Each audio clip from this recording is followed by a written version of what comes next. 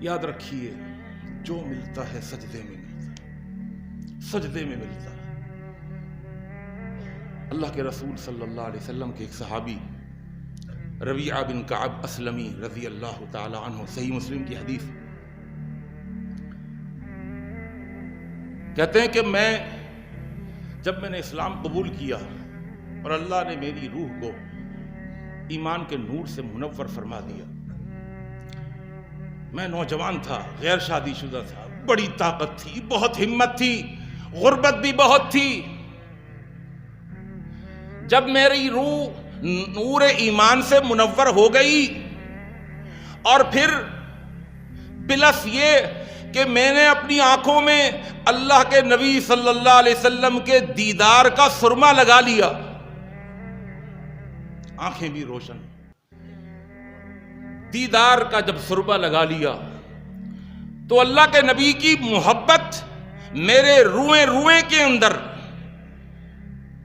روئیں روئیں کے اندر، ایک ایک روئیں کے اندر اس طرح سرایت کر گئی کہ میں بڑی والہانہ انداز میں اللہ کے نبی صلی اللہ علیہ وسلم سے محبت کرنے لگا۔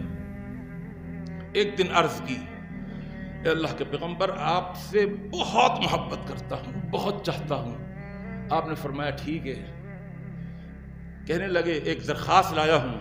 آپ نے فرمایا کیا درخواست؟ کہا مجھے اپنی خدمت کے لیے قبول کر لیجئے، اپنا خادم بنا لیجئے۔ آپ نے فرمایا ٹھیک ہے بھائی۔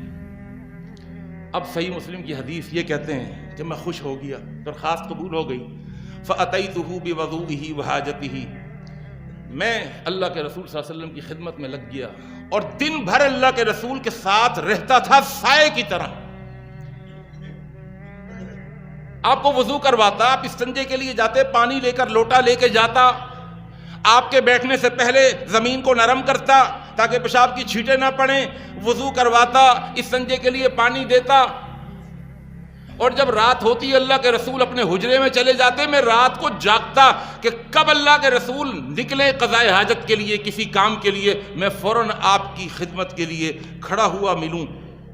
ایک دن رات کو آپ نکلے، میں ساتھ ساتھ چلا اور دور جگہ چلے گئے، قضاء حاجت سے فارغ ہوئے، میں نے اسی طرح لوٹا پانی کا دیا، آپ کو استنجے کے لیے پانی دیا، پھر اس کے بعد آپ فوراً وضو فرماتے تھے، کیونکہ وضو کی حالت میں رہا کرتے تھے۔ وضو میں لوٹے سے ڈونگے سے پانی ڈال رہا ہوں اور اللہ کے رسول وضو کر رہے ہیں۔ جب یہ رشتہ ہونا آقا اور غلام کا، اور آقا بھی چاہنے والا ہو غلاموں کو، تو پھر ایک دن اللہ کے رسول صلی اللہ علیہ وسلم نے رات کی تنہائی میں اور اسی خدمت والے لمحے کے اندر آپ نے فرمایا، سل یا ربیہ، اے ربیہ کچھ چاہیے تو مانگ لو۔ حضرت ربیہ فرماتے ہیں اچانک آپ کی طرف سے اتنی بڑی پیشکش، میں سمجھدار تھا، میں نے کہا اللہ کے رسول کچھ وقت دیجئے، سوچ سمجھ کر کے مانگنا چاہتا۔ آپ نے فرمایا ٹھیک ہے۔ خیال آیا کہ آپ سے دولت مانگ لوں، شہرت مانگ لوں، کہیں کی گورنری مانگ لوں، کوئی زمین کا ٹکڑا مانگ لوں، ابھی تک شادی بھی نہیں ہوئی، جوان آدمی ہوں، اور گزر بسر اصحاب صفہ کے اندر ہے، کھانے کو آ گیا تو کھا لیا ورنہ بھوکے بیٹھے ہوئے، فقیری بھی اپنی انتہا کو تھی۔ لیکن پھر دل میں خیال آیا کہ دینے والا اس وقت، خود آفر کرنے والا وہ شاہ مدینہ ہے۔ اللہ اکبر۔ کہنے لگے اللہ کے رسول آپ نے کہا تھا کچھ چاہیے، میں نے سوچ لیا۔ پوچھا کیا چاہیے؟ کہنے لگے اسألوک مرافقتک فی الجنہ۔ اور بڑے ہوشیار صحابی تھے، اللہ کی قسم کیا ہوشیاری دکھائی۔ سوچا وہ چیز مانگوں جس میں شراکت کم ہو۔ جنت میں تو بہت سارے لوگ شریک ہوں گے، کتنے جنتی جائیں گے، اللہ سب کو لے کے جائے۔ کہا وہ چیز مانگوں جس میں شراکت کم ہو، کم سے کم لوگ ہوں۔ کہا جنت نہیں چاہیے، کہا اسألوک مرافقتک فی الجنہ، جنت میں آپ کی سنگت چاہیے، جنت میں آپ کی رفاقت چاہیے، جنت میں جس طرح دنیا میں آپ کا خادم بنا ہوا ہوں، اور خادم اپنے مخدوم کے ساتھ ساتھ ہوتا ہے.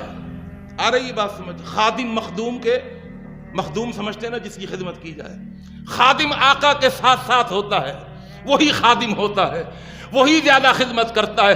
کہا جس طرح دنیا میں آپ کے سائے کی طرح آپ کے ساتھ رہتا ہوں، اللہ کے رسول جنت میں بھی اللہ سے دعا کیجئے اللہ مجھے آپ کا خادم بنا لے. اب یہ کوئی معمولی چیز تو مانگی نہیں تھی، اور نہ اللہ کے رسول کے بس میں تھی. آپ فرماتے ٹھیک ہے بھائی. کیوں؟ اللہ کے رسول کو بھی پتا تھا وَمَن يُطِعِ اللَّهَ وَالرَّسُولَ فَأُولَٰئِكَ مَعَ الَّذِينَ أَنْعَمَ اللَّهُ عَلَيْهِمْ، جن پر اللہ انعام کرے گا، وہ بڑے بڑے انعام، وہ 4 کیٹیگریز ہوں گی. من النبیین سب سے اونچی کیٹیگری، والصدیقین اس سے کم، والشہداء شہید، والصالحین اس سے کم، اور پھر نیچے عام مومنین. یہ نہ صالحین، نہ شہداء، نہ صدیقین، نبیوں کے بھی نبی. آ رہی ہے بات سمجھ؟ کون سی جنت مانگ رہے ہیں؟ اللہ کے نبی صلی اللہ علیہ وسلم کو تو جنت میں سب سے بلند ترین درجہ ملے گا، جو موسیٰ کو بھی نہیں ملے گا، جو عیسیٰ کو بھی نہیں ملے گا. 1,24,000 انبیاء کو بھی جنت میں وہ مقام بلند ترین نہیں ملے گا جو میرے اور آپ کے نبی حضرت محمد مصطفیٰ صلی اللہ علیہ وسلم کو نصیب ہوگا. تو یہ کہاں چھلانگ مار رہے ہیں؟ کہا صلحاء سے بڑھ کر، شہداء سے بڑھ کر، صدیقین سے بڑھ کر، نبیوں سے بڑھ کر، نبیوں کے نبی کو جو مقام ملے مجھے بھی وہی مقام مل جائے. میں حدیث کو کھول رہا ہوں، حدیث آپ نے سنی ہوگی، لیکن میں آپ کو سمجھاؤں کہ اس ہوشیار صحابی نے مانگا کیا. اللہ کے نبی بھی خاموش ہو گئے، بڑا ہی ہوشیار نکلا.